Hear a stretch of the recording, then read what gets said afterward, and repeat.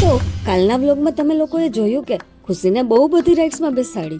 એમાં થયું એવું કે પહેલા તો અમે રિલાયન્સ મોલ જવાનું નક્કી કર્યું.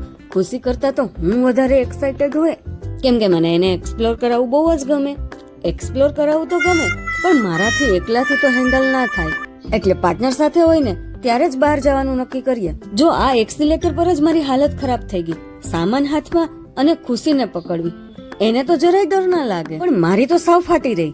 એકલા હોય ને તો ન વાંધો આવે, પણ સાથે સામાન તો જરૂરી હોય. એની બોટલ, નાસ્તો તો સાથે જ રાખવો પડે, એટલે બધું મેનેજ કરવામાં તો રદ લાગે. નાસ્તો તો સાથે જ રાખવો પડે, કેમ કે નક્કી ના હોય ત્યારે આને કઈ જગ્યા પર એને ભૂખ લાગી જાય, પછી વેઇટ તો થાય નહીં. એનાથી બેટર છે કે સાથે જ રાખવું. મોલ પર જઈને જોયું ને તો રાઇડ સાવ ઓછી અને એમની રેન્જ તો એનાથી પણ વધારે હાઈ, એટલે અમે નક્કી કર્યું કે ફનવર્ડ જ જઈએ. અહીંથી ત્યાં પહોંચવામાં તમે નહીં માનો કેટલી ભેજામારી કરી હશે.